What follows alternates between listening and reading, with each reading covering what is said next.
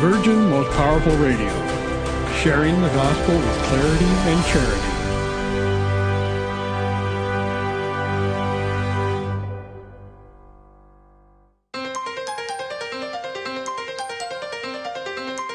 And now, Virgin Most Powerful Radio is pleased to present Hands-On Apologetics with renowned Catholic author and apologist, Gary Michuta.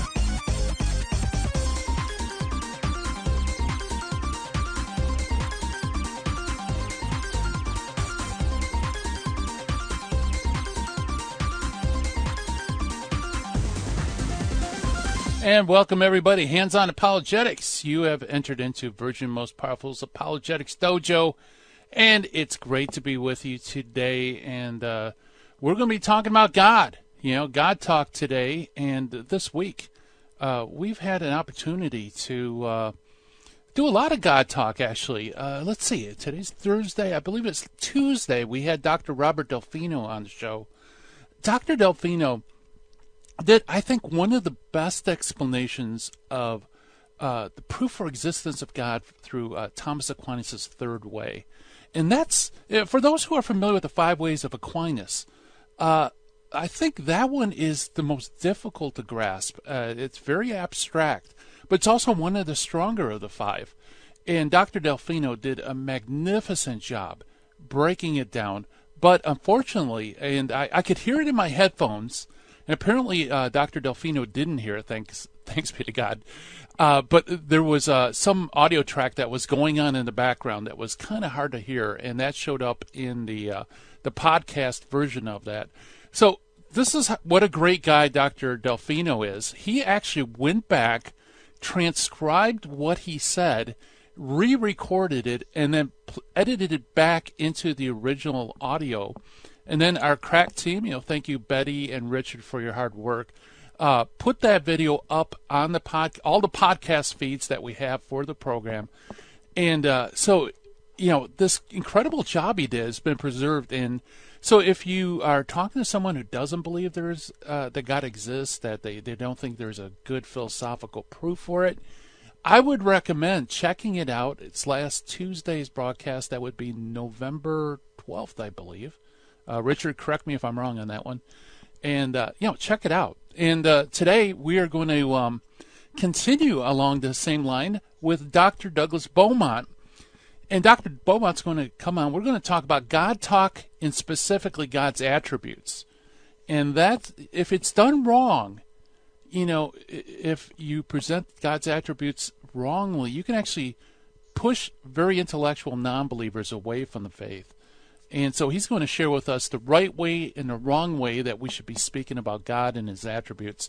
And that's going to be a lot of fun. It's always great to have Dr. Beaumont on the show, just like Dr. Delfino. Those guys are great, and it's always fun and entertaining to talk to them. Not to mention, you always feel like after you talk to them that you've increased your IQ by at least a couple of points. So they're coming on the other side of the break. Speaking of increasing our IQ points, we're going to have the Finding the Fallacy. Every episode we have one of those informal fallacies that trip up people. In today's Finding the Fallacy, for all you Latinists, you will know what this says. It's the IPSE DIXIT fallacy. And I would tell you what that is, but it would basically explain what the fallacy is. So we'll just leave that as a cliffhanger, at least for a few moments. And we also meet one of the early church fathers today. Early church father is one of my faves. It is St. Vincent of LERINS. And so that's going to be a lot of fun to talk about St. Vincent and some really remarkable things that he has to say in his writings. But lest we forget, let's give our hat tip and shout out to those watching live stream on social media, Facebook and YouTube. Hello, everybody. Greetings. Good to see familiar names. Yes, that's correct. It's IPSE DIXIT. You spelled it correctly. Hi, Beth and President Rhapsody and Ricky and all you out there in the, what should I say, social media section of the dojo. And I also want to welcome all of you listening live through great Catholic radio stations in the United States and around the world, and also listening via podcast.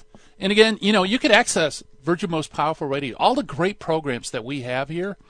is available on podcast through our home website and also by all these feeders that are out there. But if you want to check out the home website, it is virginmostpowerfulradio.org. And you can also take us along with you on your phones by simply downloading the phone app, Virgin Most Powerful phone app. Not only do you listen to the programs live, so you can live stream in your car, but also you can access older programs as well. And there's also a lot of good, really great stuff on the phone app as well. All right, so let's see. We have accomplished everything I could think of. So why don't we jump into our critical thinking skills section of the show, and that is defining the fallacy. Like I said, it is IPSE DIXIT, which is Latin for he said it himself. Okay, so in case you're wondering what in the world is IPSE DIXIT, it's just basically he himself says, and it is an assertion without proof or a dogmatic expression of opinion. The fallacy of defending a proposition by boldly asserting or bodily asserting that it is just how it is. And basically, the claimant declares that the issue to be basically done, over with, complete, and unchangeable, simply because it is. Excuse me. Okay, so the IPSE DIXIT, parents use this a lot with kids, Why do I have to go to bed at 8 o'clock? Because I say so. Right? That is the IPSE DIXIT fallacy. And of course, we do that as shorthand. We don't have to explain all the reasoning behind our decisions. We just say it is so. But when you're arguing, when you're defending and explaining or demonstrating something, you can't just say something is so because I say it is. Right? Now, you're entitled to your position. You're entitled to your opinion. But that in and of itself is not evidence. Okay? So that is the fallacy for today, the IPSE DIXIT fallacy, IPSE DIXIT, and kind of fun. And we learned a little Latin while we're doing this, so very good.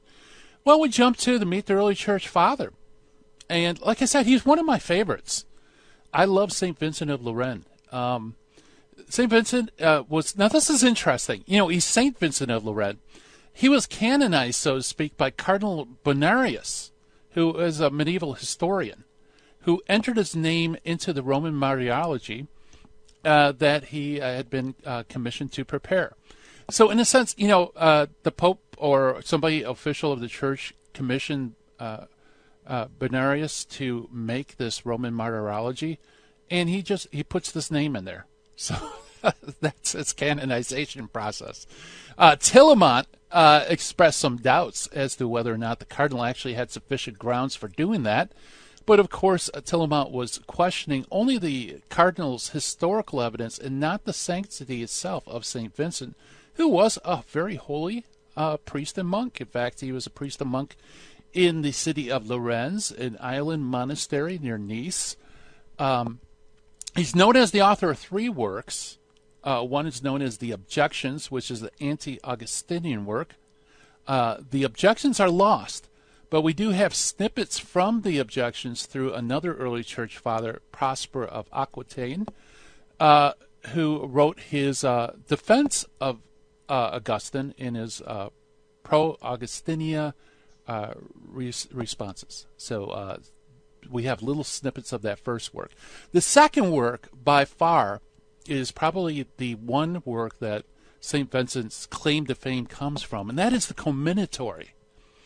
The Comminatory, we'll talk a little bit about that. And then the third work is a manuscript that appears to be, we could attribute, or was attributed to St. Vincent of Lérins. It's a fairly recent discovery. It was actually discovered and published in Madrid in 1940. And it comes in parts, and like I said, it deals basically from Augustine's works dealing with the Trinity and the Incarnation. So those are the 3 major works given to us by Jurgen's Faith of the Early Church Fathers, which, by the way, is the source for all the Early Church Father segments. It's not entirely credible that he should have used Augustine in this last work because if you recall the objections, the first work, he actually speaks against Augustine.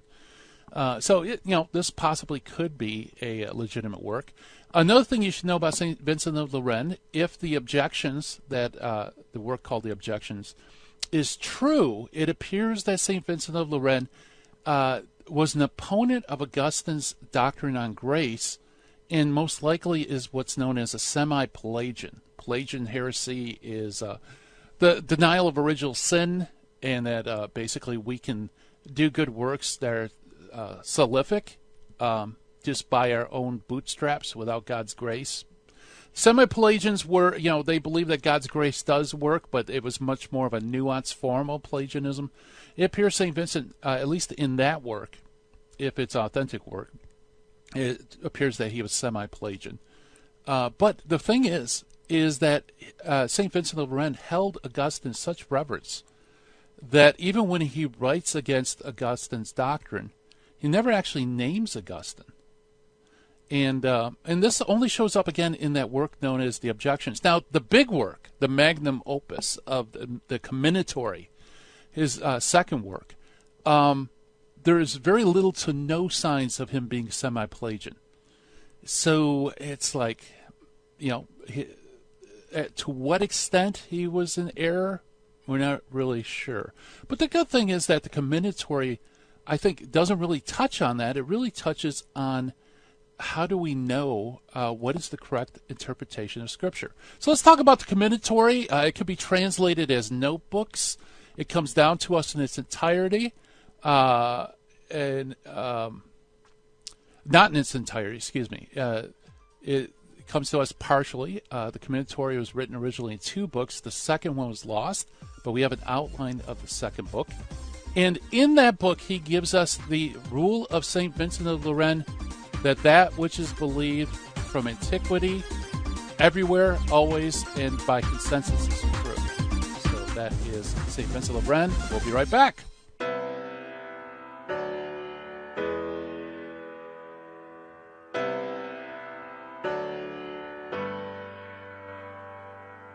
Welcome to our January 11th, 2020 Spiritual Warfare Conference. Every year without fail, this is our most popular, well-attended event. This year's Spiritual Warfare Conference will host Adam Bly, a Catholic demonologist, and an auxiliary member of the International Association of Exorcists, along with Dr. Luis Sandoval, a psychiatrist who's part of the Healing, Deliverance, and Exorcism team for the Diocese of Orange. These 2 gentlemen bring tons of experience and expertise in the area of spiritual warfare. This is going to be a high-information Catholic seminar. I'll be there as well, sharing some riveting stories on the diabolical and liberation found through Jesus Christ from my best-selling book, The Devil in the City of Angels. Mark your calendars, come and join us, and meet other radio hosts from Jesus 911. Contrary to popular belief, spiritual warfare is not demon-centered, it's Christ-centered. Come join us and learn how to armor up and fight the good fight of faith. Catholics, wake up. Don't hit the snooze button. Join us at St. Christopher Catholic Church, 629 South Glendora Avenue, West Covina, California, on January 11, 2020. See you then. Strength and honor in Jesus' name. In Luke 7, Jesus said, I tell you, her many sins have been forgiven her, because she has been shown great love. According to St. John of the Cross, Christians should always remember that the value of their good works is not based on number and excellence. Their value is based on the love for God that prompts them to do the works. May we always be motivated by true love for God, and not worry so much about what we do, but why we do it.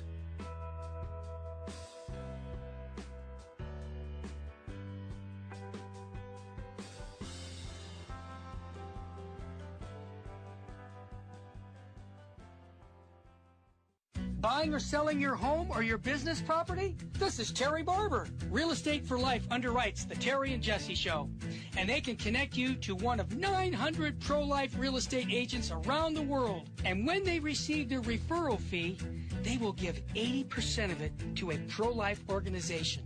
Wow, that's 80%. realestateforlife.org, 877-LIFE, US 1.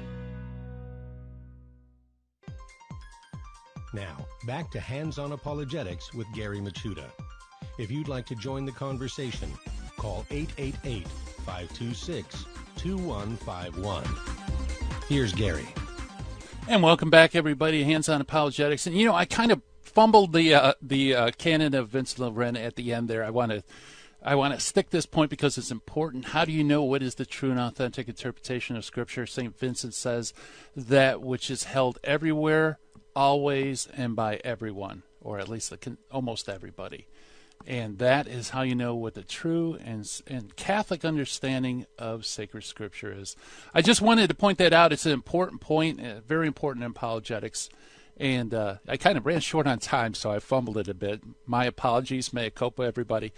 And, but I'm not going to apologize for this. We're going to talk about God talk and God's attributes, the right way and wrong way to talk about divine attributes and to help us walk through this issue. We have Dr. Douglas Beaumont on the show. Dr. Beaumont received his Ph.D. in theology from Northwest University, an M.A. in apologetics from Southern Evangelical Seminary. He's a convert to the faith and author of an excellent book. I highly recommend it, Evangelical Exodus, Evangelical Seminarians and Their Path to Rome. He's also written several other great books as well. He's a popular speaker. He's a catechist, director of religious ed, and you can find all the great stuff Dr. Beaumont does on his website, which is douglasbeaumont.com. And Dr. Beaumont, welcome to Hands on Apologetics. Hey, Gary, great to be back. Oh, it's always fun to have you in the dojo. And, we did some prep work. We had Dr. Delfino on earlier in the week. He did an outstanding job explaining Aquinas' third way. And he touched on the divine attributes a lot. So actually, that's a nice handoff for our topic today. So sure, yeah. Let's talk about God talk. Yeah, where do you want to start? God talk is an interesting discussion topic, and I think it really touches a lot on not only how we do theology, but also how we do apologetics. So I'm glad that those two things came together in the other show. I discovered this when I was in seminary and I was starting to work on my doctorate. I was looking into a specific class of atheistic arguments known as ontological disproofs. It's basically a way of arguing against God's existence by saying, well, if God has to be a certain way, then he can't exist because nothing can be that way. And we can get more into that later if you want to. But my particular take on the issue was that it was largely a problem of the kind of philosophy going on behind it, and the way that we speak of God is sort of assumed in certain philosophies and even by certain apologists that kind of takes orthodoxy off the table. It's very difficult to remain an Orthodox Christian if you buy into some of these modern methodologies and modern ways of looking at how we speak of God. That's really interesting because theistic apologetics, discussing God's existence and attributes is so basic. You would think that there's really no wrong way of demonstrating either his existence or attributes because, it's so fundamental. But you're right. I mean, different methodologies in which you use you can end up ultimately affirming something that's heterodox. Mm-hmm. Yeah. And when I started my dissertation, I was largely just looking to apply the thought of Thomas Aquinas to some of these, fairly modern, contemporary atheists. But what I ended up doing was actually critiquing kind of both sides, both the atheists and several apologists that had sought to answer them, because I thought that in a way, the apologists were making some of the same, I would say, methodological errors that the atheists did. And so although they were arguing for some kind of theism, they end up not arguing for the God of classical theology. So it ended up being kind of a two-pronged criticism, probably just, would have made everybody mad. But luckily nobody reads dissertations, so I'm probably safe. But yeah, it just kind of shocked me to realize that at that level, and not a lot of this has really trickled down to the more popular writings, but at the higher level where these discussions were taking place, especially in the years prior to my dissertation work, it was kind of shocking to see how often this problem came up. Yeah. So, I don't want you to give away your age or anything, but about when were you writing your dissertation? I'm in my 40s. I wrote the dissertation. I finished it in 2015. Okay. So that's after the advent of new atheism and and the evangelical response to it. So that's kind of right in the thick of things. Yeah, and not a lot of these guys were working with the kinds of arguments that I was dealing with. This is typically kind of your next level philosophers of religion, people like Michael Martin, and some of the really, I would say, kind of high class atheists, not the Dawkins and these guys that are kind of the Walmart specials of atheists.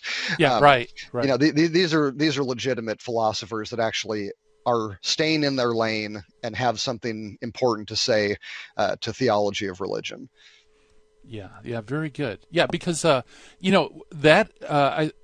Catholics, we're kind of late getting out of the starting gate in a way. I mean, as far as response to atheism on an intellectual level. I mean, there was always some very great Catholic philosophers in college and university and academia.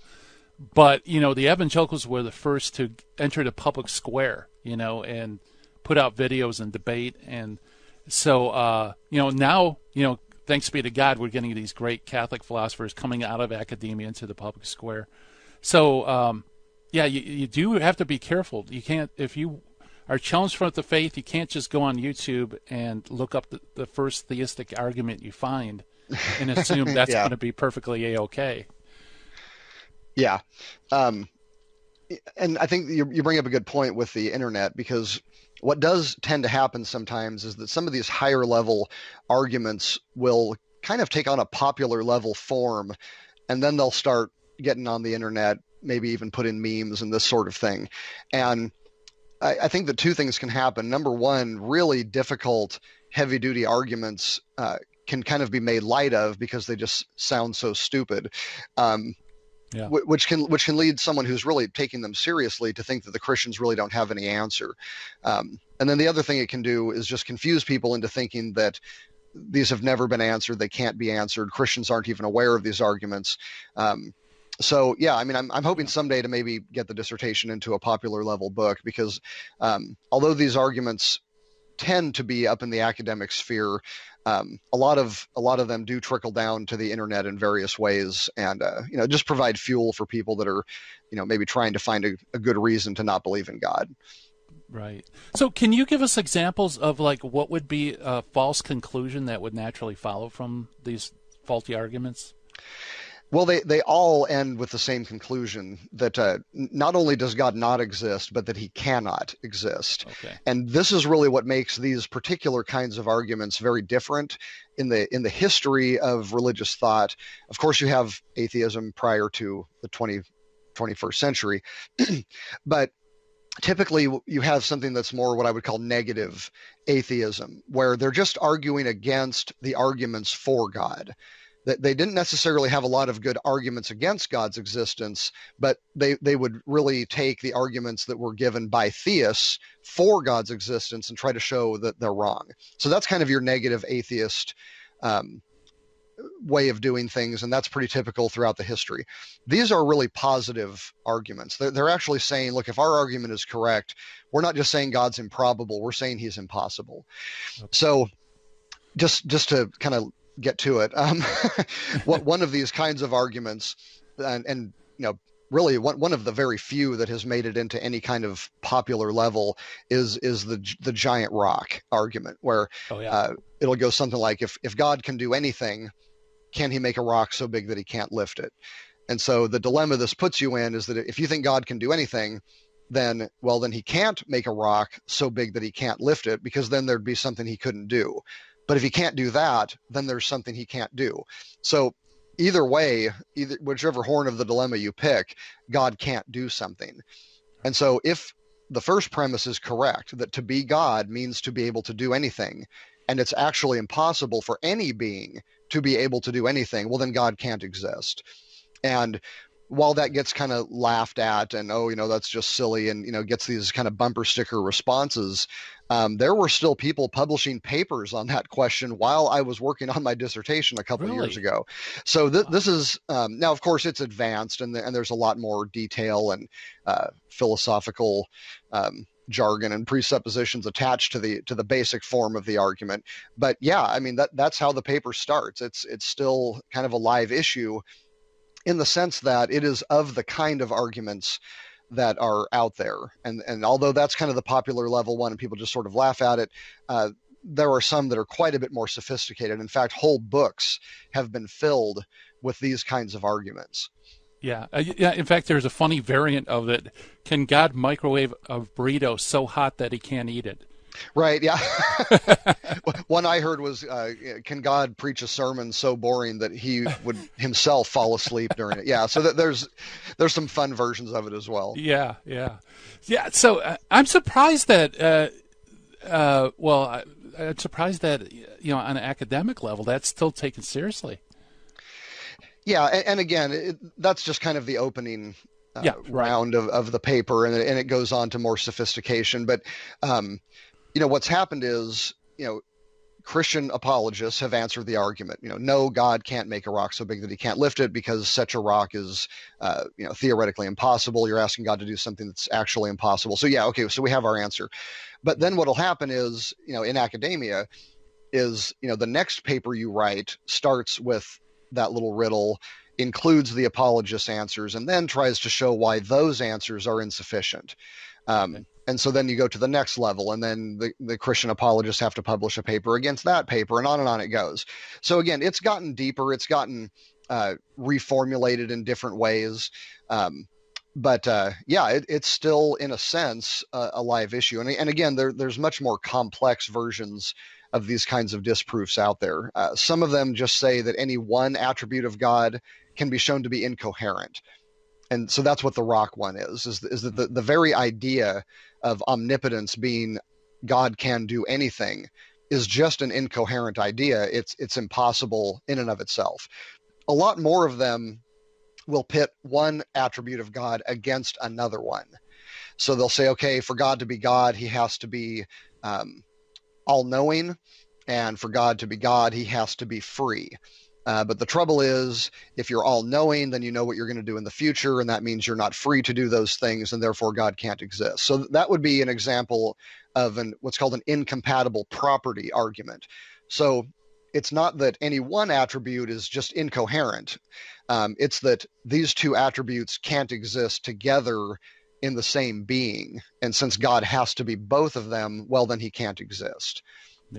Yeah, very good. Yeah, so, and that is a very common one, too. Maybe not as common as the making of the rock, the too heavy rock argument, or even the one attribute. I've heard the incompatible attribute argument quite a bit. But I hear the music, so we're coming up on the break. We're chatting with Dr. Douglas Beaumont about God talk and God's attributes. Stay tuned, folks. We'll be right back.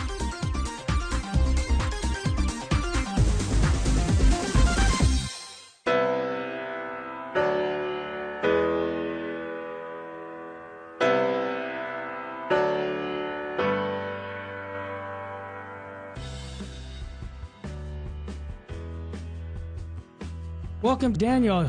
You're on the line. What's on your mind, brother? Hi, I just wanted to share a testimony about Virgin Most Powerful Radio.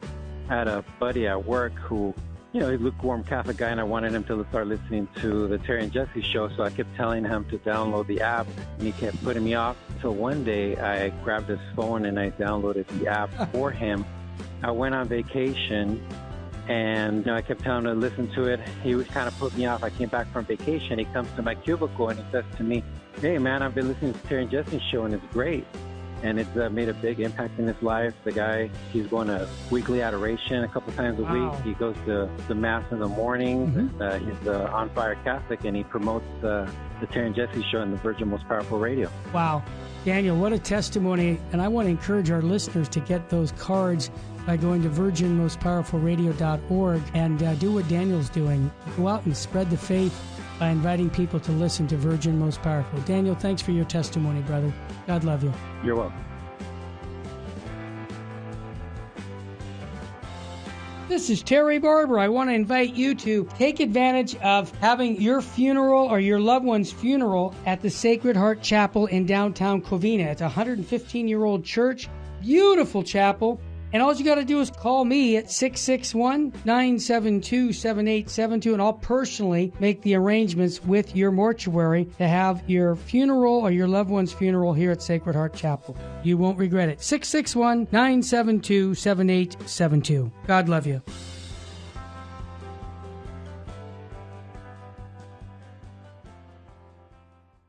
Buying or selling your home or your business property? This is Terry Barber. Real Estate for Life underwrites the Terry and Jesse Show.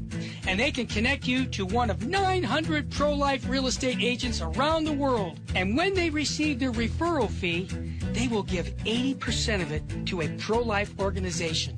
Wow! That's 80%! realestateforlife.org, 877-LIFE-US1. This is Jesse Romero. You're listening to Hands-On Apologetics with Gary Machuda on Virgin Most Powerful Radio. And welcome back, everybody. We're chatting with Dr. Douglas Beaumont on the attributes of God, God talk. And before the break, Dr. Beaumont was telling us about, certain basic arguments against God's attributes. Either they try to make one of his attributes seem to be incoherent, like if God could do anything, could he... I like this sermon being so boring you couldn't stay awake through it. Or whether two attributes together are incompatible and therefore impossible. That was a good sampling. Is there any other kind of type of arguments like this? Those are the two main types. Okay. Just the articles that are in the journals, the books that get consolidated after they've been written for a while, they're pretty much all along those lines. You rarely really see much difference in that. Okay, good. So that's our target area, So what's the problem with these arguments? Well, I think that there's a couple different things going on. And strangely enough, I think it's actually more helpful to criticize the apologetic responses to these arguments to see some of the issues. Okay. This is something, again, that I discovered as I went along in my research. I was trying to find out, how are non-Thomist apologists answering these, because my idea in my paper was to see if Thomas Aquinas could have something to say in this area. And what I noticed was that with some of the big theologians and apologists in the evangelical world that had either directly or indirectly dealt with these arguments, that there was kind of a pattern that developed. And without going into too much detail, number one, many of them tend to start off with what they call the Anselmian method, which is the theologian Anselm.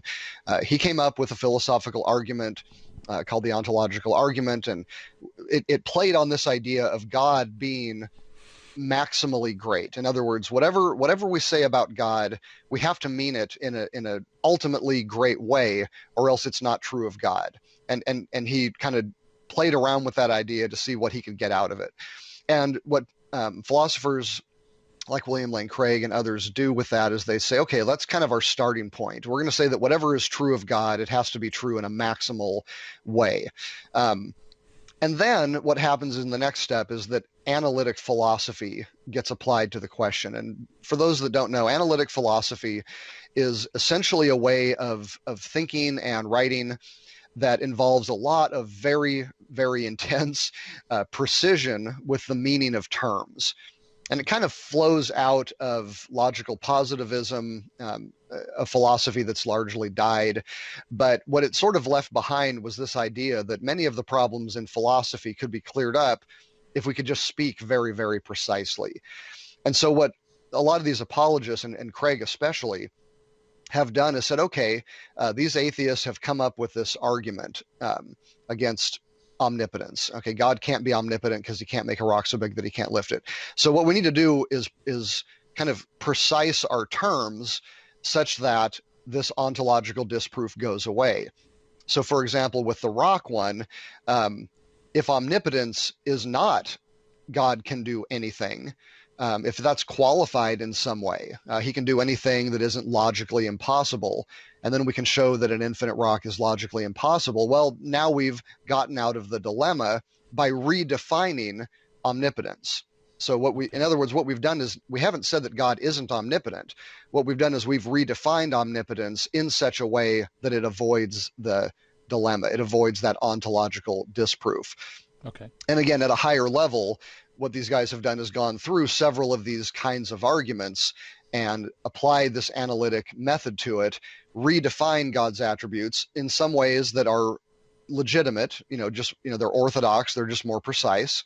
But they've also committed the mistake, I think, of going into unorthodox or even heretical views of God in order to escape these arguments. No, that's interesting. So they will redefine what it means to be omnipotent in a way that kind of skirts the issue or gets them out of the dilemma that the non-believer's placing them in. Is that entirely wrong, though? I mean, it seems to me that God can't do a contradiction, because contradictions aren't real. Right. Now, in the rock example that I just gave, that's a completely legitimate way out of the problem. Okay. What we see in some other places, though, particularly with regard to God being eternal, being outside of time, that causes a lot of problems. His being immutable, his being unable to change, causes a lot of problems. So there's kind of this cluster of attributes that seem to give even otherwise orthodox apologists some difficulty that they can't seem to get out of without redefining those terms in ways that actually go against what the church has always taught, and even what has been pretty strictly defined in some of the Orthodox creeds and councils. They just need to step away from those and say, well, that doesn't work in my philosophical system. So we're going to say that immutability doesn't mean that God can't change in his nature. It just means that he doesn't change in his personality, or it doesn't mean that God can't go from being one way to being another way. It just means that his purposes are unchangeable. Eternality doesn't mean that God isn't outside of time. He has to be in time because of these problems that develop if he isn't. So we're going to say that eternal just means forever, or all of time, not timeless. And you start going down this road, and eventually you end up with a God that just isn't what the church has taught he is. I can see that. So, it's in order to, so it's all ad hoc. So if they try to find a solution by redefining one attribute, ultimately it ends up that they're forced into some errors in other areas as well. Sure. Yeah. Because if God is what the classical church has said he is, simple, without parts, infinite, you can't tweak those attributes and not have them affect other things. So, and some of these guys have gone down a pretty far down the road. I mean, I'm kind of picking on William Lane Craig, but he's probably the most popular Christian apologist alive today. And, I like William Lane Craig. He's a very nice guy, brilliant scholar, incredible debater. But he has gone way off the rails with his theology, especially his Christology. But he'll say in his writings, yeah, I know this is going against the creeds, it's going against orthodoxy, but between sola scriptura and his analytic philosophy, he doesn't feel that he's done anything wrong. So what I ended up looking at more at as I was doing my work was, can we get around all of this using the greatest philosopher theologian of the church, Thomas Aquinas? Is his theology capable of handling the dilemmas that these kinds of arguments put us in without redefining God's characteristics? And what I discovered was that I think that because of the way Aquinas balanced the kinds of precision we can use in our God talk with the mysteries of Christian theology, that he actually has a robust enough system to take care of the problems without going into unorthodoxy or heresy. Right. Yeah. Very good. Yeah, that explains a lot for me. kind of going back with some of these philosophers, I've noticed how in debates they will say, well, you can't touch me because I hold this position. And then in epistemology, you can't touch me because I hold this position. And I always wondered, like, how can all these different positions cohere in a single philosophy? You know what I mean? It seemed like they would adopt certain positions just in order to respond to whatever the threat is and get out of it. But as a whole, it didn't make sense. Yeah, I found it just one example, just because I find this somewhat humorous. Now, this is not illicit. This is the thing I'm about to read to you. This is from Richard Swinburne. I mean, he's just one of the the greatest philosophers of religion of all time. So, but just to give the listeners maybe a taste of what this is like dealing with these kinds of thinkers. When he's dealing with omnipotence, and this is back in the 70s, he's one of the very, very first people to respond to these kinds of arguments, even before they were popular. He starts off each section of his theological musings with just kind of a popular version of explaining what an attribute would be like. But then he would bring up the problems with that definition and tweak it. And then there'd be problems with that definition, so he'd tweak it again. And by the time you get to the end of the section, he's got his definition that he thinks avoids all the problems. So just to give you an example of what analytic philosophy sounds like, here is Richard Swinburne's definition of omnipotence. All right.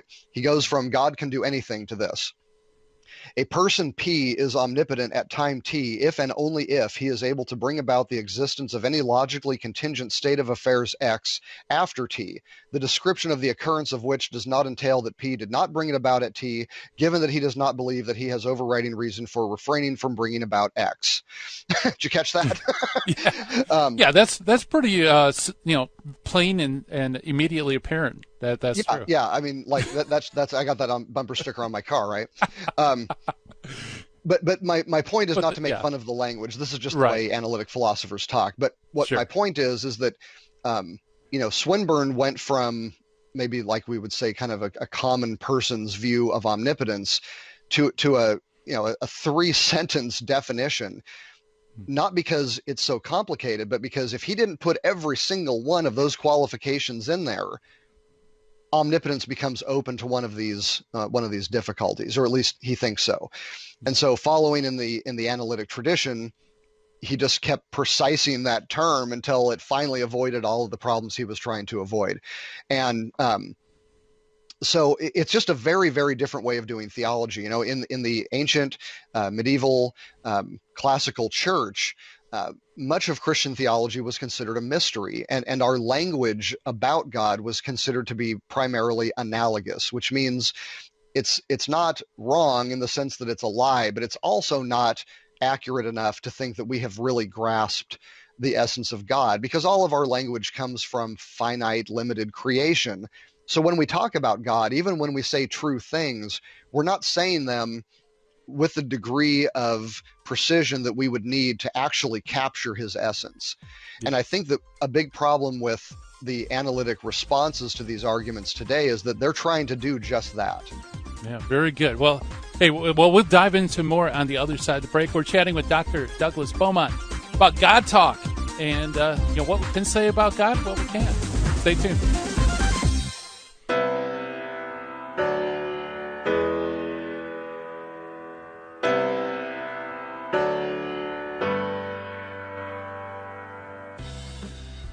This is Jesse Romero. And I'm Terry Barber. From the Terry and Jesse Show. And we invite you to listen to the Holy Hour of Power, High Energy Catholic Radio. We're two Catholics with a PhD in common sense. We're on Monday through Friday on Virgin Most Powerful Radio. What we're going to give you is masculine Catholic teachings on the faith. We say we're too inspired to be tired, we're too protected to be dejected, and we're too renewed to be subdued. Why? Because we believe in Jesus Christ and his bride, the church. And we will take each issue of the day and show you how the Catholic Church has the answer for our culture. What we really do is bring men back into the Catholic Church, which it's about time to do. We want men to be leaders in their Catholic faith so that they can bring their family to heaven. Our program is not right versus left, it's right versus wrong, and our program is where Catholicism and culture intersect. It's high energy Catholic radio. We're going to inspire you to fall deeper in love with Jesus Christ and his bride, the church. The Terry and Jesse Show on the Virgin Most Powerful app. Hebrews 11:3 says, "By faith we come to understand." According to St. Augustine, understanding is the reward of faith. Therefore, seek not to understand that you may believe, but believe that you may understand. May God grant us a strong living faith in Him and His divine plan of salvation, and help us to believe so that we may understand.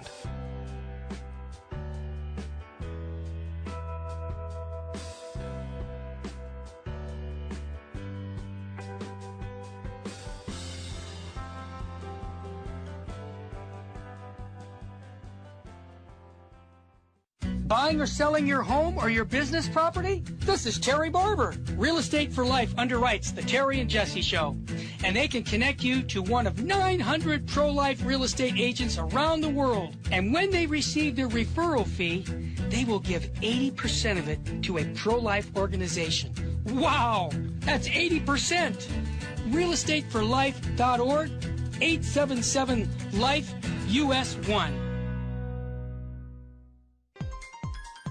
Now, back to Hands-On Apologetics with Gary Machuda. If you'd like to join the conversation, call 888-526-2151. Here's Gary.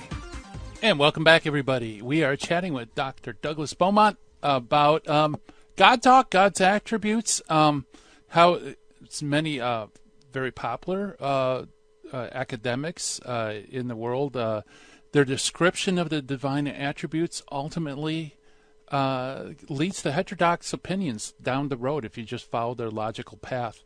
And Dr. Beaumont, I think you kind of already pointed out, I think the direction you're going to go is when we talk about God, you know, we can't nail him down with the precision of like analytic philosophy because God's wholly other, you know, so we have to talk about God in a different way that rather than as if we would talk about some object in creation.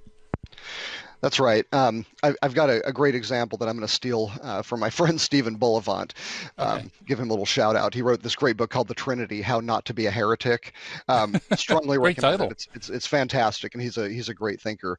But he points out in his section in that book about how we talk about God. He gives this great example that, and I may be butchering this a little bit, but imagine if you grew up and lived your whole life in a town where McDonald's was the only restaurant. It was the only food you could eat, just McDonald's 24 hours a day.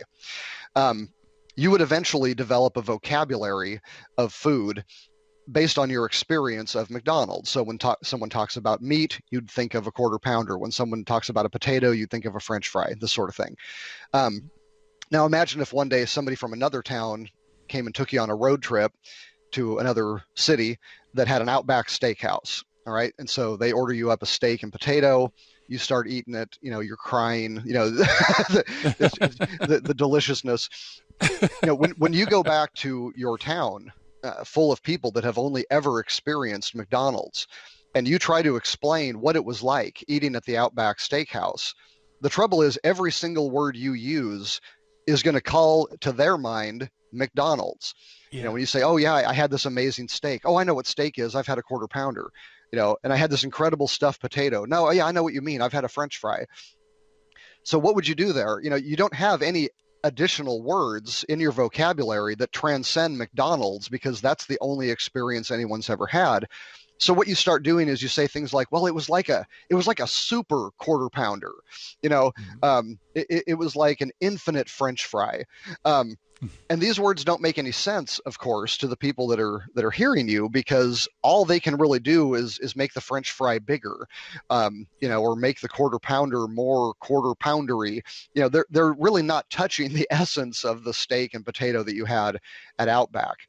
Yeah. And so while the things you're saying aren't false, because because it really is like a super hamburger or something like that. You're definitely not actually getting to the essence of the thing.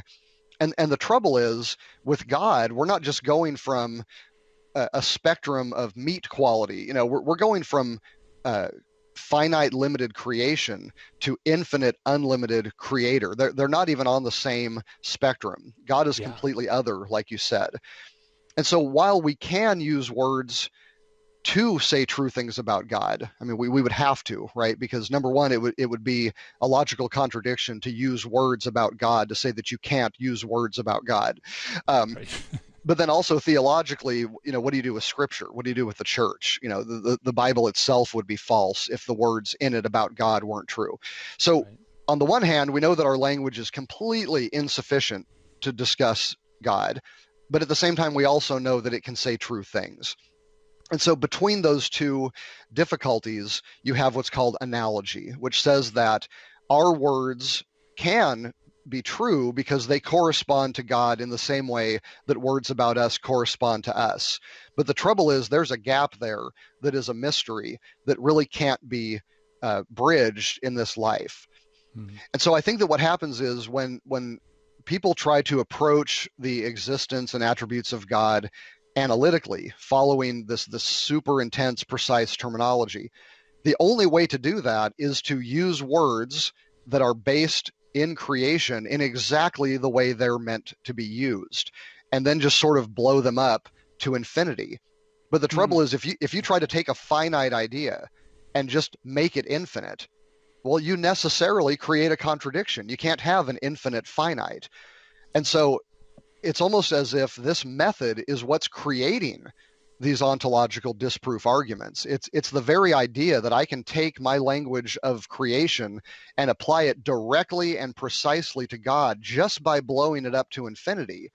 That's what makes these contradictory arguments. That's what creates this incoherent idea in the attributes of God. And so when these apologists come in and say, okay, I'll play that game, I'll play by your rules, the only way they can win is to change God's attributes back into finite things, qualified to the point where they get them allegedly out of the dilemma. But that necessarily means you're not talking about God anymore.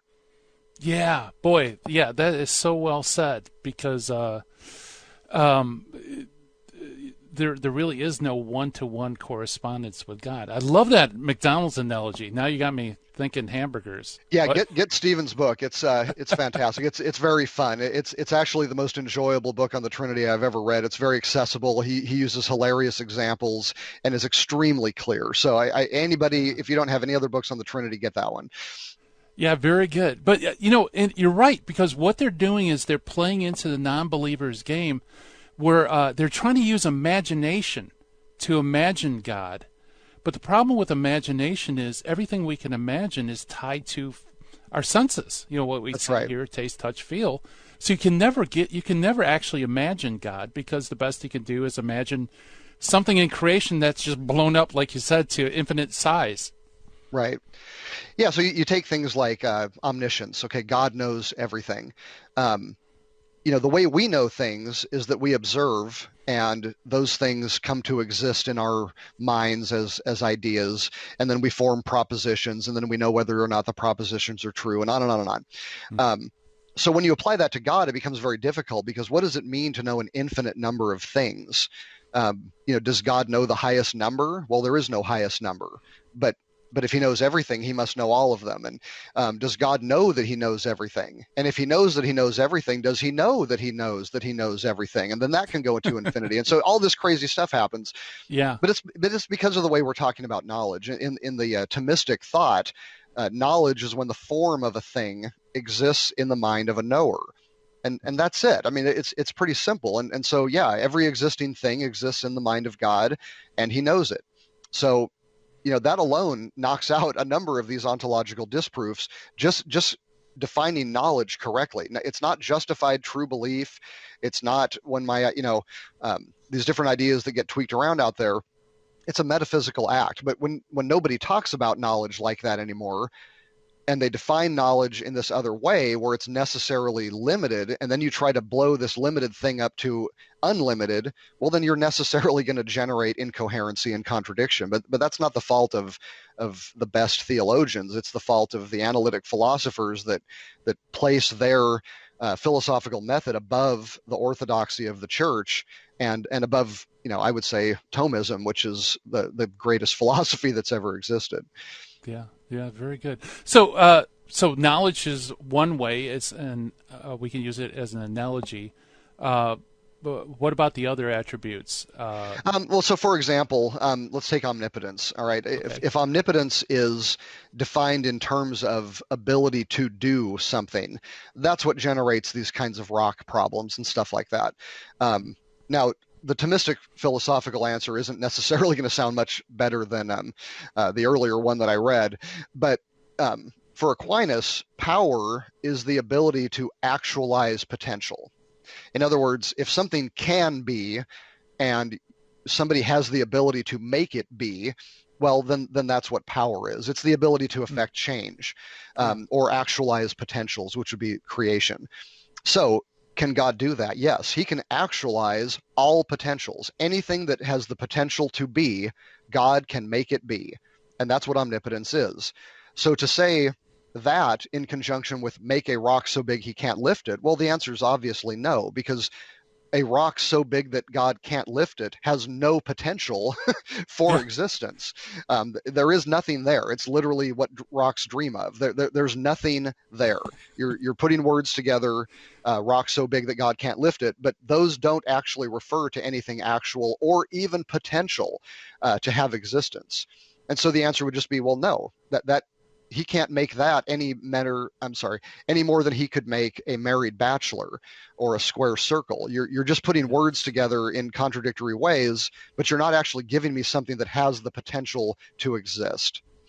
Yeah, very good. So, I love things that rocks dream of. That's Aristotle, by the way. Yeah, but that's great. So you gave a hat tip to Aristotle. So I guess the lesson for those listening is when you're working on something on this level with talking about God, that we kind of have to kind of turn off our imagination and start working through the problem in terms of metaphysics.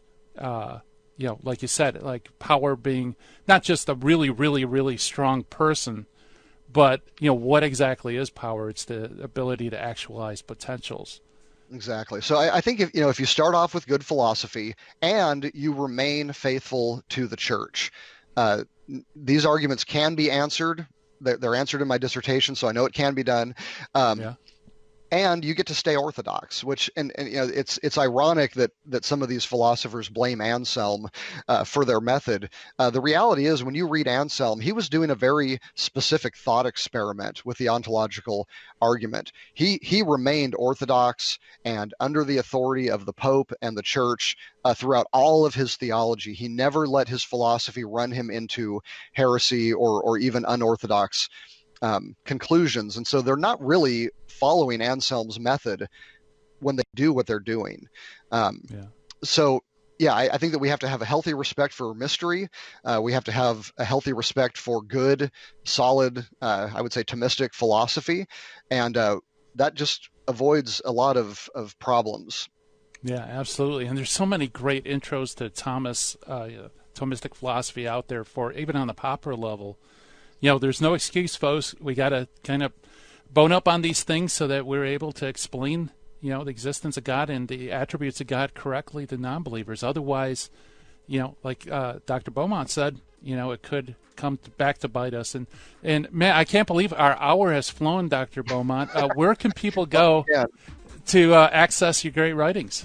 DouglasBeaumont.com. That's the main port for everything else. Excellent. Well, thank you so much for being on the show. We appreciate it. You bet. Anytime. All right. That's Dr. Douglas Beaumont. And you can access his stuff at DouglasBeaumont.com. And, man, I can't believe it's already time to shut down the Midwest Command Center here and turn off the dojo lights. It's been a pleasure being with you. Thank you so much for listening to the show. Coming up next, we have the Holy Hour of Power, high impact Catholic talk coming at you with the Terry and Jesse Show. And God willing, we'll talk again soon. Everybody have a great day. I'll talk to you later. Bye-bye. In the 1990s, I lived and worked in Hollywood. But when my wife Betty's mom took ill, we relocated to Orange County. And it was during this time in our lives that I converted to Catholicism. Once my eyes were opened to the truth, I couldn't learn enough about the faith. But I had less free time than ever, especially with a long commute. That's when I discovered the real value of Catholic audio. Listening to cassette tapes transformed my daily commute into a miniature retreat. And that's the beauty of Virgin Most Powerful Radio today. Since the podcasts are archived, you can listen anytime on our smartphone app. I know how listening to Catholic audio can bring you closer to Christ and His Church. So I encourage you to visit the App Store or go to vmpr.org and download the app today. It just might change your life. I'm Matthew Arnold for Virgin Most Powerful Radio.